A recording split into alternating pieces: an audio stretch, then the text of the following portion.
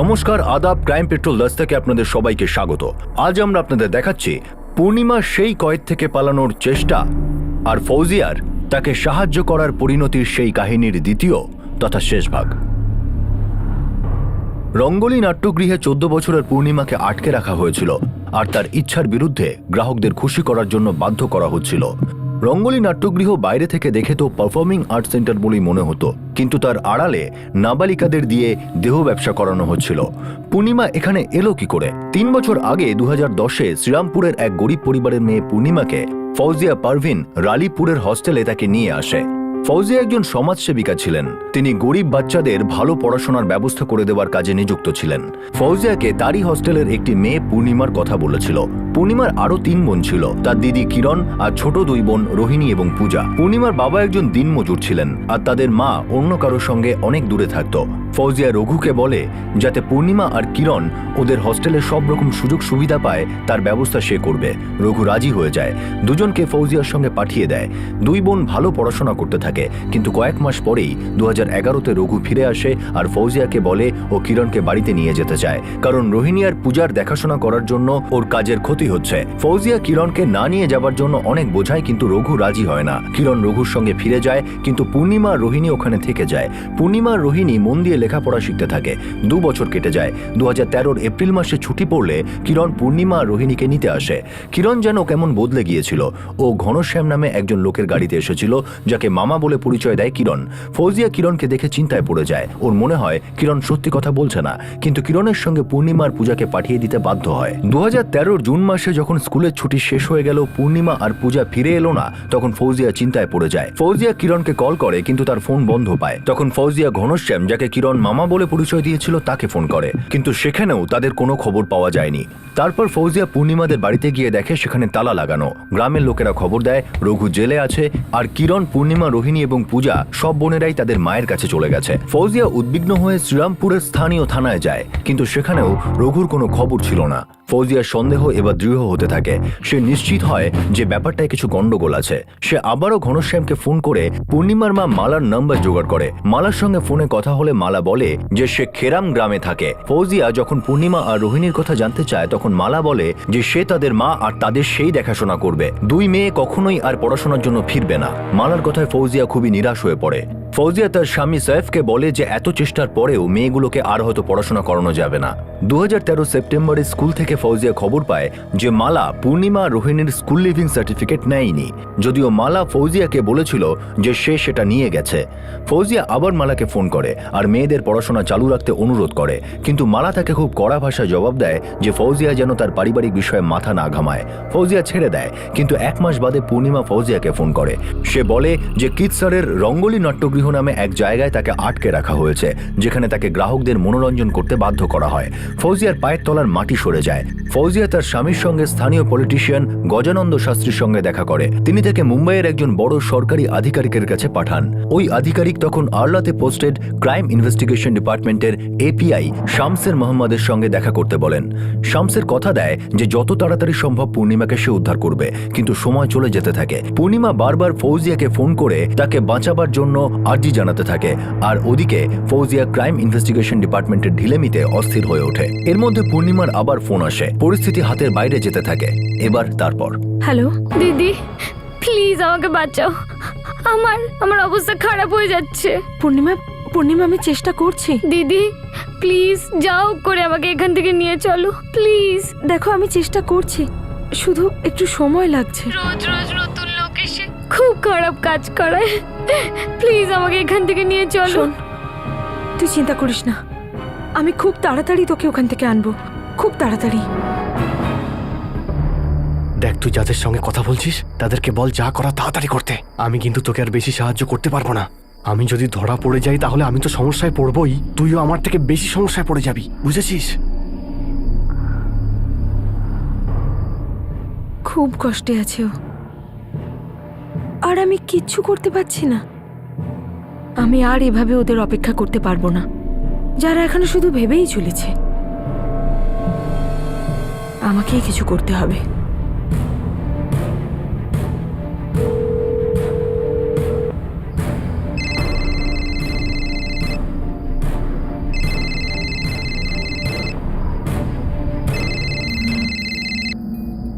Hello. Mukesh, হ্যাঁ আমি ফৌজিয়া পারভিন বলছি। হ্যাঁ, আমি আপনার কথা শুনেছি, বলুন। থ্যাংক ইউ মুকেশ, তুমি পূর্ণিমাকে অনেক সাহায্য করছো। তুমি ওকে আরেকটু সাহায্য করতে পারবে? দেখুন ম্যাডাম, এতদিন যা আমি হেল্প করেছি সেটাই অনেক। আমি এর থেকে বেশি আর কিচ্ছু করতে পারবো না। মুকেশ, পূর্ণিমাকে সাহায্য করার জন্য আমি অনেক জায়গায় গেছি, কিন্তু কোথাও কিছু হয়নি। তাই ওকে বাঁচানোর জন্য আমাকেই কিছু করতে হবে, আর সেই জন্য আমার তোমার সাহায্য দরকার। আমি আপনাকে বললাম না, আমি এর থেকে বেশি কিচ্ছু করতে পারবো না। আমি শুধু এখানকার একটা সিকিউরিটি গার্ড, আপনি কেন বুঝছেন না? মুকেশ প্লিজ, যেভাবে হোক ওকে বাইরে বেরোতে সাহায্য করো। দেখুন ম্যাডাম, আপনাকে আমি বললাম না যে আমি...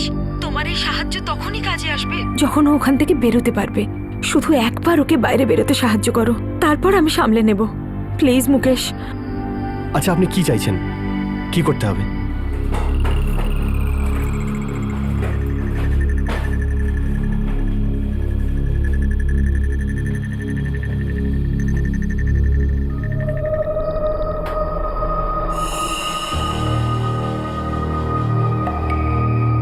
হ্যাঁ ঠিক আছে মুকেশ, তুই এবার যা, সকালে ঠিক সময় চলে আসিস। আরে ভাই শোন না, কালকে আমার ছুটির দরকার ছিল ভাই, একটা খুব দরকারি কাজ পড়ে গেছে।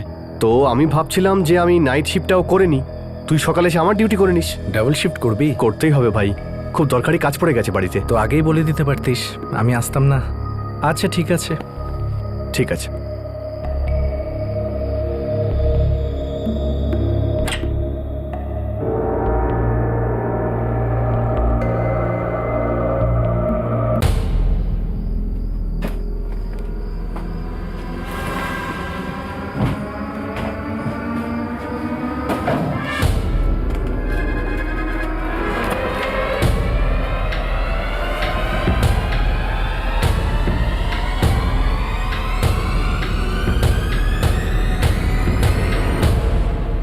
পূর্ণিমা, পূর্ণিমা, পূর্ণিমা,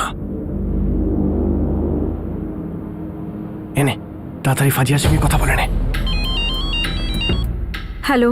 হ্যালো দিদি। পূর্ণিমা, আমার মুকেশের সাথে কথা হয়েছে, ওর সকাল অবধি ডিউটি আছে। তুই সকাল সকাল সবাই ওঠার আগে চুপচাপ ওখান থেকে বেরিয়ে যা, আর আরলা স্টেশনে পৌঁছো। দিদি, আমি এটা করতে পারবো না।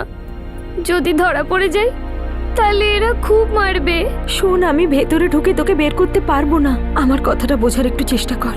তোকেই যেভাবে হোক সাহস করে বেরোতে হবে।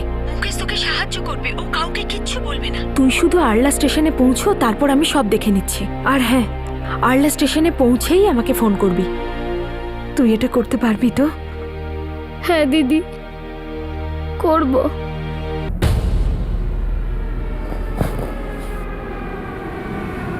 সকাল 6টায় বেরোতে হবে, তখন সবাই ঘুমাবে। আমি সবাইকে বলে দেবো আমি ওকে যেতে দেখিনি। আমি এখন আসছি।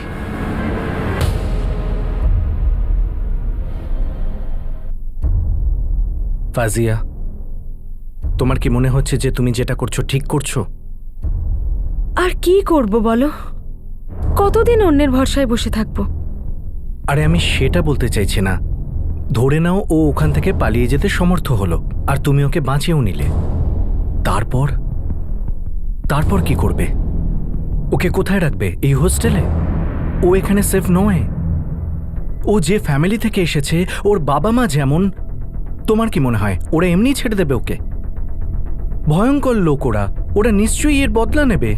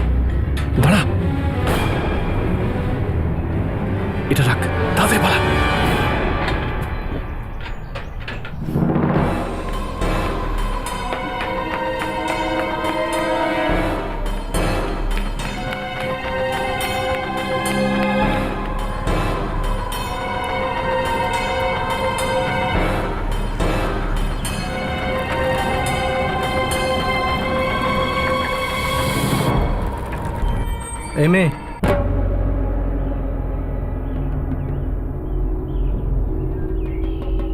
কোথায় যাচ্ছিস? আরলা স্টেশনটা কোথায়? আরলা স্টেশন এখান থেকে 25 কিলোমিটার দূরে। সামনের মেইন রোড থেকে বাস পেয়ে যাবি তুই। আমি ছেড়ে দেবো ওই পর্যন্ত। আয় বস, আমি ছেড়ে দিচ্ছি।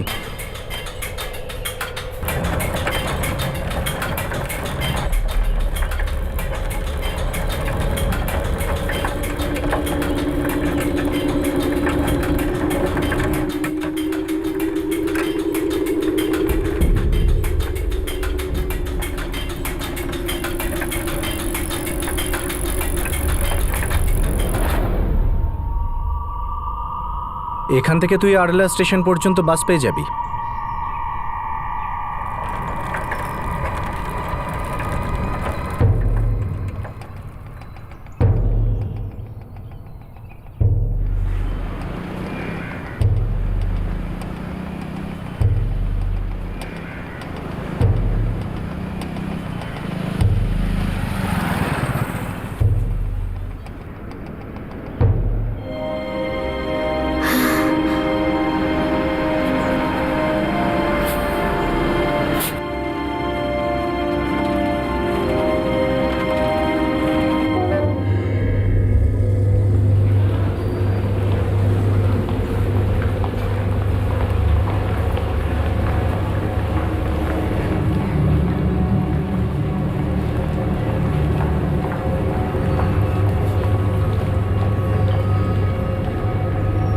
দিদি,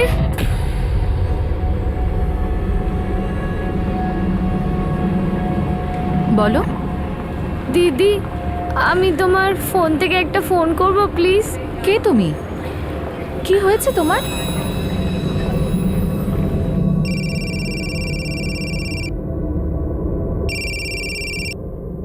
হ্যালো।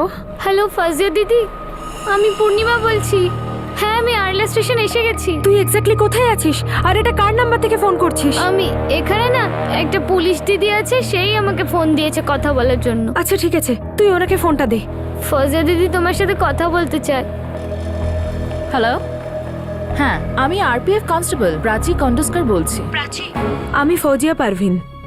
আমি রালীপুরের একজন সোশ্যাল ওয়ার্কার, আর আমিই ওকে পালিয়ে ওখানে আসতে বলেছি। কিছু লোক ওকে আটকে রেখেছিল। আমি এক্ষুনি আরলা স্টেশনে আসছি। আমি না পৌঁছানো অবধি আপনি একটু ওর খেয়াল রাখুন। হ্যাঁ সেই ঠিক আছে, কিন্তু এইরকম কোনো ব্যাপার হলে তো আগে রিপোর্ট করতে হবে।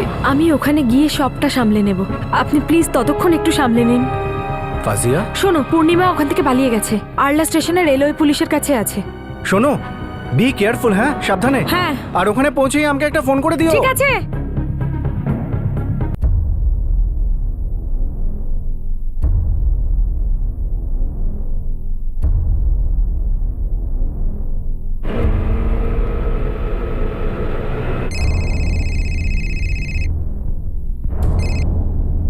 হ্যালো।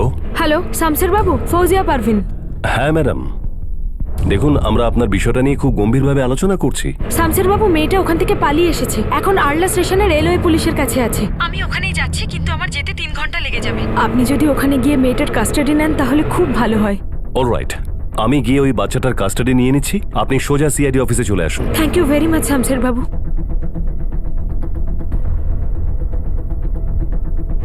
দাদা, গাড়িটা একটু তাড়াতাড়ি চালান না please.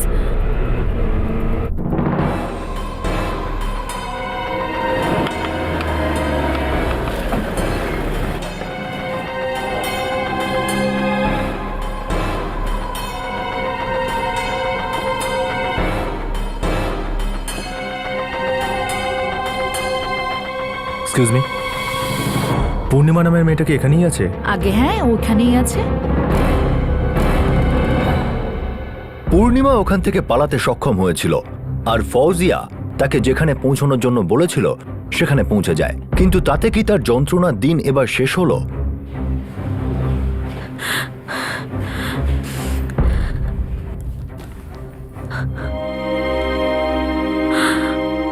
Purnima,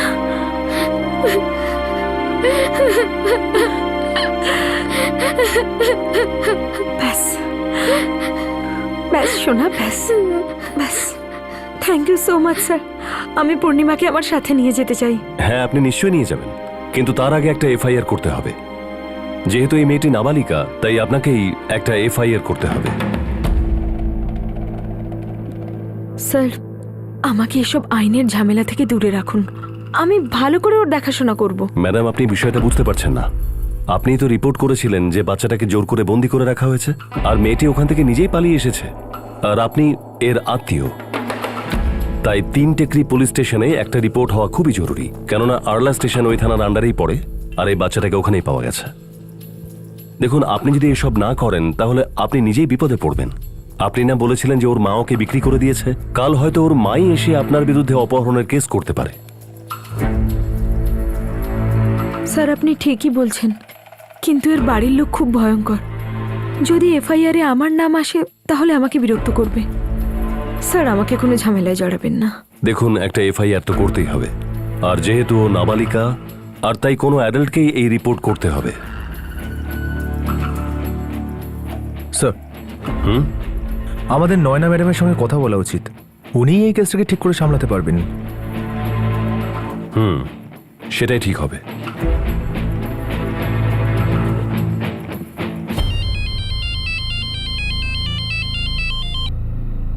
hello, good morning Naina madam, আমি শামশের মোহাম্মদ বলছি, এপিআই ফ্রম সিআইডি আরলা।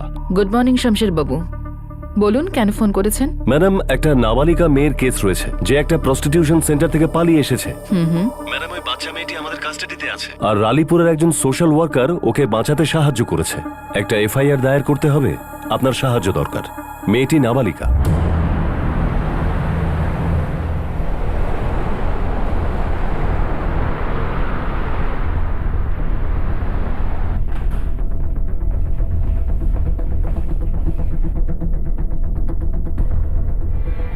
আমি বুঝতে পারছি আপনি কি বলতে চাইছেন, কিন্তু এই মেয়েটা তো ওখান থেকে পালিয়ে এসেছে, তাই তো মা? হ্যাঁ স্যার, কিন্তু রেলওয়ে পুলিশকে রিপোর্ট করেছিল, আর এই মেয়েটিকে আমরা ওখান থেকে কাস্টাডিতে নিয়েছি। আমি বুঝতে পারছি, কিন্তু আপনি বোঝবার চেষ্টা করুন শামশের সাহেব। এই মেয়েটা কিরসার থেকে পালিয়ে এসেছে, ওই রঙ্গলি নাট্যগৃহ থেকে, আর ওটা কিরসার পুলিশ স্টেশনে আন্ডারে পড়ে। কিন্তু অ্যাটলিস্ট আপনি এফআইআরটা তো নিতেই পারেন। সেটা ইনভ্যালিড হবে, কারণ ওটা এই থানার আন্ডারে পড়ে না। ওটা কি করে ইনভ্যালিড হবে? দেখুন, এই কেসটা ইনভেস্টিগেশনের জন্য কিরসার থানায় নিয়ে যেতে হবে, তাই জন্য আপনাকে ওখানেই এফআইআর দায়ের করতে হবে। ও, আপনি তাহলে আমাকে রুল বুকটা দেখান, যেখানে কোথাও লেখা আছে যে এখানে এফআইআরটা নেওয়া যাবে না। তো শামশের সাহেব, আপনি আপনার ব্রাঞ্চে কেন এফআইআর দায়ের করছেন না? সব দায়িত্ব আমাদের ঘাড়ে কেন ফেলছেন? দেখুন স্যার, আমাদের ডিপার্টমেন্টটা ইনভেস্টিগেশনের, আর আমাদের কাজ হলো তদন্ত করা। আমি শুধু আপনাদের পুলিশ স্টেশনে একটা এফআইআর করতে চাইছি, তারপর তদন্ত আমি সামলে নেব। কিন্তু এরকম হতে পারে না। আপনারা কেন আমার সঙ্গে বিতর্ক করছেন? আইন অনুযায়ী এফআইআর যে কোনো জায়গায় করা যায়। মিস্টার ভাবে, আমার মনে হয় যে আপনার আইনটা আরো একবার পড়া উচিত। দেখুন ম্যাডাম, আপনি কোনো সরকারি কর্মচারীকে এভাবে বলতে পারেন না। আমি শুধু প্রসিজার ফলো করছি। একটা প্রসিডিওর আছে, 0 এফআইআর। কখনো শুনেছেন এর সম্পর্কে? এর অনুযায়ী কেসটা যদি আপনার এরিয়ার বাইরেও হয় তাহলেও আপনি কেসটা নথিভুক্ত করতে পারেন। আর হ্যাঁ, এখন এখানে ভিকটিমও আছে, আর আমি কমপ্লেনিয়ার। মিস্টার ভাবে, আপনাকে এফআইআরটা নিতেই হবে। দেখুন ম্যাডাম, আপনি আমাকে আইনের বিরুদ্ধে কোনো কাজ করতে বাধ্য করতে পারেন না। এটাও একটা আইন। শমশের বাবু, প্লিজ আপনি ওনাকে বোঝান। শুনুন স্যার, আপনি 1 সেকেন্ডের জন্য আমার সঙ্গে বাইরে চলুন প্লিজ।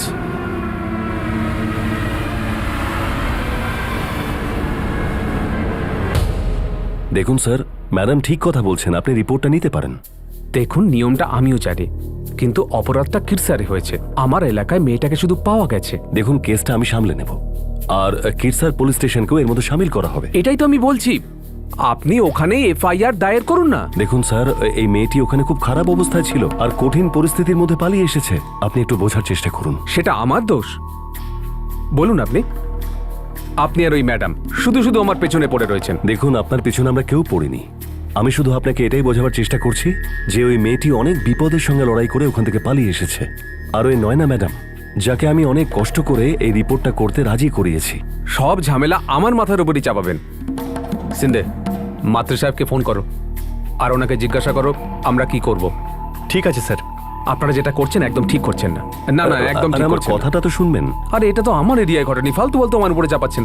আরে আপনি বুঝতে পারছেন না, শুধু শুধু এখানে এফআইআর দায়ের করে কি হবে বলুন তো? দেখুন, আমি আপনার কথা বুঝতে পারছি, কিন্তু আপনি আমার কথা বুঝতে চাইছেন না। স্যার, আর মাত্রে স্যার বললেন যে 0 এফআইআর নিয়ে নিতে, পরে কেসটা ট্রান্সফার হতে পারে। এটাই তো আপনাকে বোঝাবার চেষ্টা করছিলাম। এত ঝামেলার পর এফআইআর দায়ের করা গেল, 0 এফআইআর, যার খবর বেশিরভাগ পুলিশ অফিসার আর পুলিশ স্টেশন কখনোই পাত্তা দেয় না। কিন্তু আইন অনুযায়ী যে কোনো অপরাধের রিপোর্ট যে কোনো পুলিশ স্টেশনে লেখানো যায়, যাতে পরে সেই কেস সংশ্লিষ্ট থানায় পাঠানো যায় তদন্ত এগিয়ে নিয়ে যাবার স্বার্থে। পূর্ণিমা সেই খাঁচার থেকে পালাতে সক্ষম তো হয়েছিল, কিন্তু এখনো পর্যন্ত এটা বোঝা যাচ্ছিল না যে 2013 এপ্রিল মাসে কিরণের সঙ্গে চলে যাওয়ার পর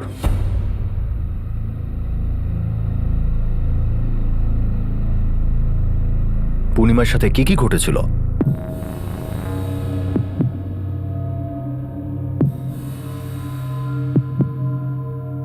পূর্ণিমা, ভয় পেও না, আমরা সবাই তোমার সঙ্গে আছি। আমরা তাদের শাস্তি দেবই যারা তোমার সঙ্গে এরকম করেছে। কিন্তু তুমি আমাদের এটা বলো যে এরকম কি করে হলো, কে করলো এইসব? Welcome to Biten world. How may assist you? নতুন ফ্ল্যাটের জন্য একটা স্ট্যান্ড ফ্যান আর কুলার নেব। এই পচা গরম থেকে একটু স্বস্তি চাই। বাজার চলতে সব ব্র্যান্ড তো আর ভরসাযোগ্য নয়। তার জন্য তো আমাদের ফ্যান আছে, all purpose bullet table fan, ceiling fan. আমাদের সিলিং ফ্যান কিন্তু 30 মাসের ওয়ারেন্টি সহ পাওয়া যায়। আছে ফারাটা 2 বছরের ওয়ারেন্টি, 17 থেকে 20 মিটার এয়ার ফ্লো, মধ্যবিত্তের সাধ্যের মধ্যে একমাত্র ভরসাযোগ্য ব্র্যান্ড বিটেন। আমাদের কুলারের কিন্তু অনেক range, 45 litres, 50 litres, 70 litres, 90 litres, 110 litres. Honeycomb সহযোগে বিটেনের সব কুলারের ওয়ারেন্টি 1 বছর। চেনা হাওয়ায় অচেনা অনুভূতির জন্য একমাত্র আদর্শ বিটেন। গরমে স্বস্তি পেতে বিটেনের ফ্যান হোক বা কুলার, আজই আনুন বাড়িতে। Beaten, digitally years.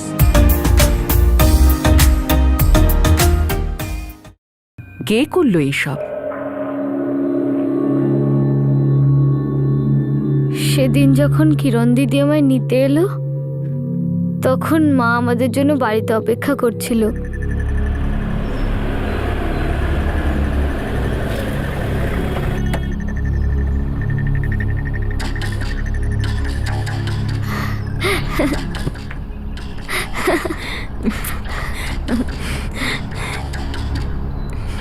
বাবা কোথায়?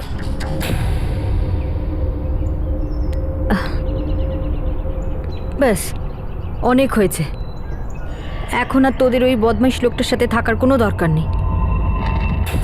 হ্যাঁ পূর্ণিমা, তোর বাবার সাথে কি হয়েছিল? জানি না, মা বলেছিল যে বাবা দিদির সাথে কিছু খারাপ করেছিল, এই জন্য পুলিশ ওকে ধরে নিয়ে গেছে। আর তারপর তোমাকে তোমার মা খেরাম গ্রামে নিয়ে যায়? হ্যাঁ, ওখানে মা কোনো গিরিশ নামে লোকের কাছে থাকতো। মালা, আমি একটু বেরোচ্ছি, সন্ধ্যের মধ্যেই ফিরে আসবো। তারপর একদিন মা আমায় কোনো সন্দীপ রানার বাড়িতে নিয়ে গেল। চল পূর্ণিমা, তাড়াতাড়ি কর।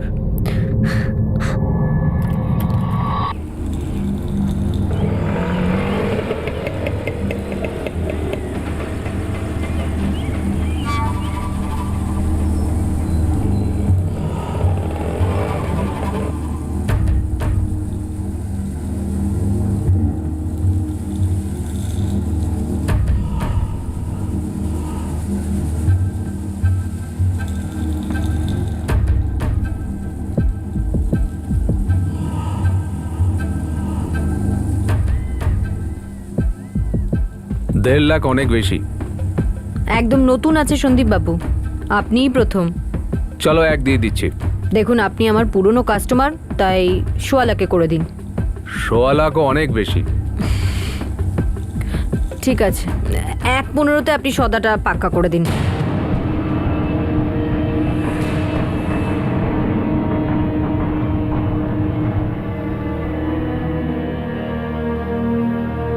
তাহলে কি সন্দীপ তোমাকে রঙ্গোলি নাট্যগৃহে নিয়ে গেছিল? না, মা আমায় সন্দীপ কাকার বাড়িতে ছেড়েই চলে গেছিল। আমি কিছুক্ষণের মধ্যে বাজার থেকে ঘুরে আসছি। না মা, আমিও যাব। না, তুই এখানে থাক। সন্দীপ বাবুর সাথে। উনি খুব ভালো লোক, ওনার সাথে ভালোভাবে থাকবি। হুম, আমি আসছি।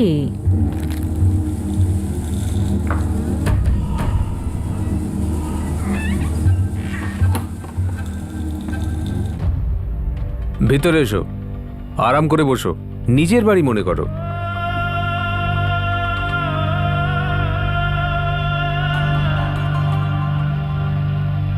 প্লিজ কাকা, প্লিজ আরে ভয় পেও না, দেখো একদম ব্যথা লাগবে না। প্লিজ কাকা, এরম করো না। আরে তুই তোর মুখটা বন্ধ করবি, দেবো একটা। কাকা প্লিজ আমায় যেতে দাও, প্লিজ কাকা। ছেড়ে দেবো তোকে, তুই শুধু একটু চুপ করে থাক, যা বলছি ঠিক তাই কর, বুঝলি?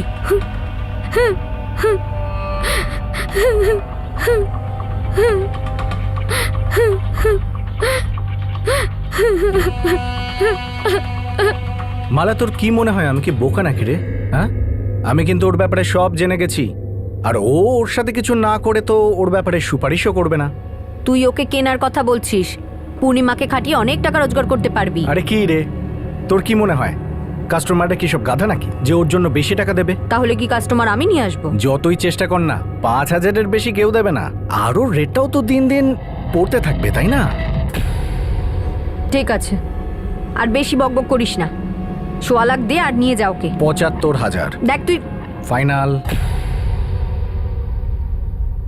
ওটা প্রতাপ দাদা ছিল। তাহলে প্রতাপ তোমাকে রঙ্গোলি নিয়ে গেছিল?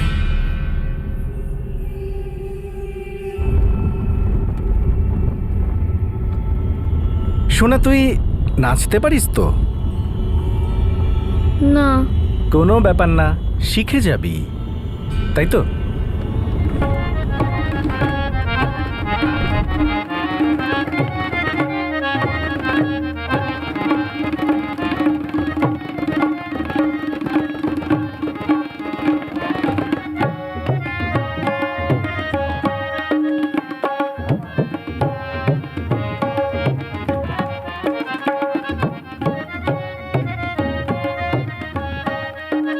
শিখে যাবে দিদি, এমনিতেই কোন লোকটা এদের ডান্স দেখতে আসে বলো তো? হ্যাঁ, তো কি হয়েছে, নাচটা তো জানা দরকার। এদের লোকেদের মন জয় করতে হবে, শুধু বিছানা গরম করলেই হবে না।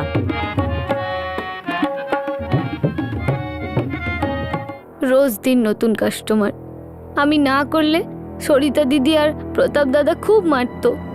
বাকি সব মেয়েরা তো চুপচাপ মেনে নিয়েছিল, কিন্তু আমাকে ওখান থেকে বেরোতেই হতো। এই জন্য আমি ফাজিয়া দিদিকে ফোন করেছিলাম। আর তোমার দিদি কিরণ, ও কোথায়? জানি না, শুনেছিলাম যে ও এই কাজই করে। মা আমাকে বেচে দেওয়ার আগেই ও এই কাজ শুরু করে দিয়েছিল। কিরণ সব ঠিক আছে তো? হ্যাঁ দিদি। আমার তখনই সন্দেহ হয়েছিল, তখনই সব আটকাতে পারতাম। আর তোমার মামা, সেও কি এর মধ্যে জড়িত? ও আমার মামা নয়, আমি তো ওকে চিনিও না। কিরণ দিদির সঙ্গে এসেছিল ও।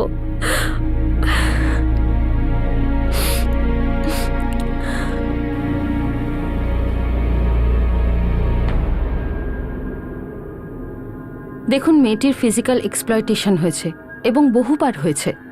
ওর সঙ্গে জবরদস্তিও করা হয়েছে। ওর শরীরে আমরা বিভিন্ন রকম ক্ষতের চিহ্ন পেয়েছি, কিছু নতুন আর কিছু পুরনো।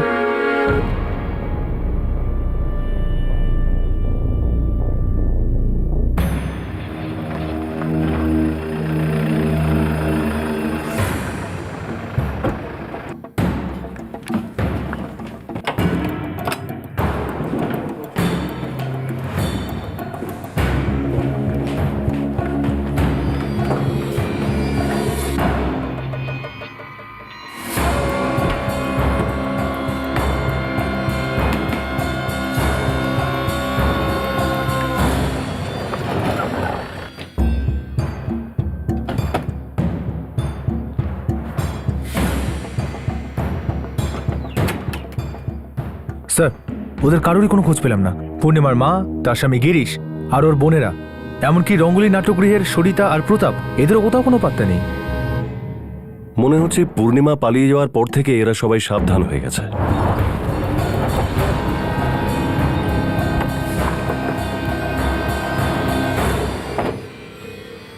না স্যার, আমি জানি না ও কোথায়। তুমি কিরণের সাথে পূর্ণিমা আর রোহিণীকে নিতে এসেছিলে, তাই না? ওটা তো স্যার আমি welcome to Biten world. How may assist you? নতুন ফ্ল্যাটের জন্য একটা স্ট্যান্ড ফ্যান আর কুলার নেব। এই পচা গরম থেকে একটু স্বস্তি চাই। বাজার চলতে সব ব্র্যান্ড তো আর ভরসাযোগ্য নয়। তার জন্য তো আমাদের ফ্যান আছে, all purpose bullet table fan, ceiling fan. আমাদের সিলিং ফ্যান কিন্তু 30 মাসের ওয়ারেন্টি সহ পাওয়া যায়। আছে ফারাটা 2 বছরের ওয়ারেন্টি, 17 থেকে 20 মিটার এয়ার ফ্লো। মধ্যবিত্তের সাধ্যের মধ্যে একমাত্র ভরসাযোগ্য ব্র্যান্ড বিটেন। আমাদের কুলারের কিন্তু অনেক range, 45 litres, 50 litres, 70 litres, 90 litres, 110 litres. Honeycomb সহযোগে বিটেনের সব কুলারের ওয়ারেন্টি 1 বছর। চেনা হাওয়ায় অচেনা অনুভূতির জন্য একমাত্র আদর্শ বিটেন। গরমে স্বস্তি পেতে বিটেনের ফ্যান হোক বা কুলার, আজই আনুন বাড়িতে। Beaten, digitally yours. না স্যার, আমি জানি না ও কোথায়। তুমি কিরণের সাথে পূর্ণিমা আর রোহিণীকে নিতে এসেছিলে, তাই না? ওটা তো স্যার আমি কিরণকে সাহায্য করতে গেছিলাম। সাহায্য? আমি কিরণের জন্য টাকা দিয়েছিলাম। আমি কিন্তু কিনিনি ওকে। স্যার আপনি বুঝতে পারছেন তো, এমনিতে আমি কিরণের জন্য অনেকবার টাকা দিয়েছি। তাই ও যখন আমার কাছে সাহায্য চাইলো তখন আমি ওদের বোনেদের বাড়ি আনতে সাহায্য করেছিলাম। এখন কিরণ কোথায়? জানি না স্যার, আর আমি তোকে কলও করি না।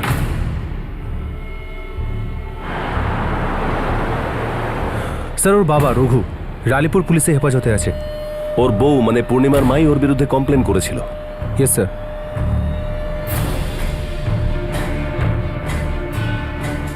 একটা কাজ করো, তুমি তোমার সমস্ত সোর্সদেরকে কাজে লাগিয়ে দাও। যদি এরা নিজে থেকে সারেন্ডার না করে তো ভেবে নাও এরা গেল। পূর্ণিমা, তোমার এখানে ভয় পাওয়ার কোনো কারণ নেই। এখন তুমি আমাদের কাছে আছো আর আমরা তোমার দেখাশোনা করব। দিদি, আমার বাবা আমার সাথে কোনো খারাপ কিছু করেনি। ওই তো আমার মা বলেছিল যে কেউ যদি জিজ্ঞেস করে যে আমি মায়ের সাথে কেন থাকি তো এটা বলে দি। বাবা কোথায়? ব্যাস, অনেক হয়েছে। এখন আর তোদের ওই বদমাইশ লোকটার সাথে থাকার কোনো দরকার নেই। আমি যা করছি তোদের ভালোর জন্যই করছি। তোদের জীবন বদলে যাবে, কত কিছু পাবি বলতো। আর এই কেউ যদি ধরে ফেলে আর জিজ্ঞেস করে তাহলে বলবি তোর বাবা এসব করতে বাধ্য করেছে। বুঝতে পেরেছিস? কি বলবি? তোর বাবা কি করিয়েছে তোকে দিয়ে? হ্যাঁ? আচ্ছা মা পূর্ণিমা, তোমার বাবা কি কিরণের সঙ্গে কোনো খারাপ কিছু করেছিল, নাকি ওটাও তোমার মায়ের বানানো গল্প? জানি না, কিন্তু দিদি তো এরম কিচ্ছু বলেনি। আমাদের বাবা খুব ভালো লোক, আমাদের খুব খেয়াল রাখতো। চাইল্ড কেয়ার কমিটি পূর্ণিমার দায়িত্ব নিয়েছে। ওরাই ওর রিহ্যাবিলিটেশন করবে। ফাজিয়া, তুমি দারুণ কাজ করেছো। বাচ্চাটাকে শেষ পর্যন্ত ওই নরক থেকে বের করায় তুমি সফল হয়েছো। Very good. আমি বুঝতে পারি না, জানো তো, মানুষকে কেন এই নরকে যেতে হয়। একজন মা কেন তার মেয়েকে বিক্রি করে, তাদের এই খারাপ কাজে ঠেলে দেয়। সবাই গরিবদের অধিকারের কথা বলে, গরিবদের জন্য বারবার নানা প্রকল্প চালু হয়, তারপর সমস্ত মিডিয়াতে অ্যাডভার্টাইজ করা হয়, যেখানে গরিবদের ব্যাপারে কিছুই বলা হয় না, কিন্তু নেতাদের প্রশংসা করা হয়, শুধু গ্লোরিফাই করা হয়। ব্যাস, এদের কি সত্যিই গরিবদের জন্য কোনো চিন্তা হয়? এটা কি ধরনের বিকাশের ঢেড়া পেটানো, যেখানে আমাদের দেশের বেশিরভাগ অংশ এখনো দারিদ্র সীমার নিচে বাস করছে। এক সপ্তাহ পর পূর্ণিমার মা মালা, রঙ্গোলি নাট্যগৃহের মালকিন সরিতা আর তার ভাই প্রতাপ পুলিশের কাছে আত্মসমর্পণ করে।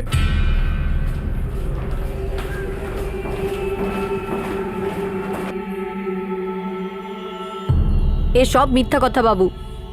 আমি কখনোই পূর্ণিমাকে সন্দীপ বাবুর কাছে বেচিনি। সন্দীপ কোথায়? আমি জানি না বাবু, ও শুধু আমার বন্ধু, তাই ওদের বাড়িতে গিয়েছিলাম। বাকি পূর্ণিমা যা যা বলছে তার কিছুই হয়নি বাবু। মালা, পূর্ণিমা 14 বছরের একটা ছোট্ট মেয়ে। ও তো ভালো করে মিথ্যে কথাও বলতে পারে না। আর সরিতা আর প্রতাপ এটা স্বীকার করে নিয়েছে যে ডান্স একাডেমির আড়ালে ওরা একটা প্রস্টিটিউশন র্যাকেট চালায়। তাই এই ফালতু নাটক বন্ধ করো। তুমি তোমার স্বামীর বিরুদ্ধে মিথ্যে অভিযোগ করেছো সে মেয়েদের সাথে খারাপ ব্যবহার করেছে, যাতে তুমি মেয়েদের কাস্টাডি পেয়ে যাও আর তাদেরকে বেচে টাকা কামাতে পারো। আমরা খুব গরিব বাবু, বহু যুগ ধরে আমরা নাচ গানের কাজ করি। আমাদের মেয়েরা নাচ করে বাবুদের খুশি করে টাকা পয়সা নিয়ে আসে, এটাই আমাদের রুজি রুটি। আমি তো আমার মেয়েদের বাঁচার পথ দেখাচ্ছিলাম, যাতে কালকে নিজের পেট ভরানোর জন্য কারো কাছে হাত পাততে না হয়। তোমার মেয়ে কিরণ কোথায়? ওকে কোথায় বিক্রি করেছো? আমি ওকে কোথাও বেচিনি বাবু, ওর দিদির কাছে আছে। আমি ওকে কিছু বলিনি। ও যা যা করছে ও নিজের ইচ্ছায় করছে। ও নিজের জীবন খুব ভালোভাবেই কাটাচ্ছে বাবু। একে তুমি ভালো জীবন বলছো? তোমার বাচ্চারা পড়াশুনো করছিল, ওদের জন্য একটা ভালো ভবিষ্যৎ পড়েছিল, বড় হয়ে কিছু হতে পারতো ওরা। তুমি কি বিন্দুমাত্র জানো যে তুমি ওদের সাথে কি করেছো? ওদের তুমি কোথায় নামিয়ে দিয়েছো? তুমি ওদের জীবন বরবাদ করে দিয়েছো। মালা, সরিতা আর প্রতাপ এখন জেলে রয়েছে। তাদের বিরুদ্ধে আইপিসির 376 নম্বর ধারায় ধর্ষণের অভিযোগ আর 363 নম্বর ধারায় অপহরণের অভিযোগে মামলা দায়ের হয়েছে। 366 নম্বর ধারায় নাবালিকাকে দেহ ব্যবসায় বাধ্য করার জন্য, 342 নম্বর ধারায় আটক রাখা আর সেকশন 6 প্রোটেকশন অফ চিলড্রেন অ্যাক্টে অভিযুক্ত করা হয়েছে। পূর্ণিমা এখন চাইল্ড কেয়ার কমিটির হেফাজতে আছে আর তার পুরোদমে কাউন্সিলিং সেশন চলছে। পূর্ণিমার দিদি কিরণ আর ছোট দুই বোন রোহিণী এবং পূজা সবচেয়ে বড় বোন মীনাক্ষীর সঙ্গে থাকে, যে কিনা মাত্র 18 বছর বয়সের বিধবা। এখনো সবাই মনে করে যে কিরণ এখনো দেহ ব্যবসায় যুক্ত। তাদের বাবা রঘু এখনো জেলেই রয়েছে আর তার বিরুদ্ধে সব অভিযোগ খতিয়ে দেখা হচ্ছে। মালার বয়ান নথিভুক্ত হয়েছে। এরকম মনে করা হচ্ছে যে সে শুধুমাত্র নিজের মেয়েদের নিজের কাছে রাখার জন্য তার স্বামীর বিরুদ্ধে মিথ্যে অভিযোগ করেছে। সন্দীপ রানে যে সবার আগে পূর্ণিমাকে কিনে ওর সঙ্গে শ্লীলতাহানি করেছিল, সে এখনো ফেরার। দোষীদের কি শাস্তি হবে, কিন্তু কতটা হবে আর কবেই বা হবে সেটা সময় বলবে। যদি একজন সমাজসেবিকা 14 বছরের ওই মেয়েটির খোঁজ না করতেন, তাহলে সে হয়তো ওই খাঁচাতেই বন্দী থাকতো। প্রশাসন আর আইনি ব্যবস্থা শুধু হয়তো ভাবতেই থাকতো যে কি করতে হবে, আর তারপর এই তর্ক চলতে থাকতো যে এফআইআর কোন থানায় নিতে হবে। কিন্তু কারো এটা মনে হয়নি যে ওই ছোট্ট মেয়েটার কি অবস্থা হচ্ছে। গরিবের অধিকারের জন্য ঢাক পিটিয়ে একে অন্যের গায়ে কাদা ছোড়াছুড়ি, গালি দেওয়া, সোশ্যাল মিডিয়াতে ইন্টেলেকচুয়ালদের একে অপরের বিরুদ্ধে বিতর্কে সামিল করা, স্বাধীনতা সংগ্রামীদের ঐতিহ্য নিয়ে কাড়াকাড়ি করা, আর তার উপর প্রশাসনের এই কাজ নিয়ে বড়াই করা একটা প্রহসন বলে মনে হয়। ভারতবর্ষের চেহারা বদলাচ্ছে, কিন্তু কোন চেহারা? মহানগরগুলোর। কিন্তু সেই অন্য চেহারা, সেই দূরের দেহাতি গ্রামীণ ভারতের চেহারা নিয়ে কি কেউ কখনো ভাবছে সেখানকার বাসিন্দাদের কি হবে, যারা এখনো এই বিশ্বাস নিয়ে সারা জীবন কাটিয়ে দিচ্ছে যে এটাই তাদের ভাগ্য, এটাই তাদের নিয়তি, যেটা তাদের ললাটে গরিব ঘরে জন্মানোর সঙ্গে সঙ্গে লিখে দেওয়া হয়েছে। আপনাদের সাথে আবার দেখা হবে ক্রাইম পেট্রোল 10 থেকে আরো একটা নতুন কেস নিয়ে। ততক্ষণ নিজের খেয়াল রাখবেন, সুরক্ষিত থাকবেন, আর মনে রাখবেন, দেশের প্রকৃত উন্নতি সেদিনই হবে যেদিন দেশের গ্রামগুলো একইভাবে উন্নতি করবে। জয় হিন্দ।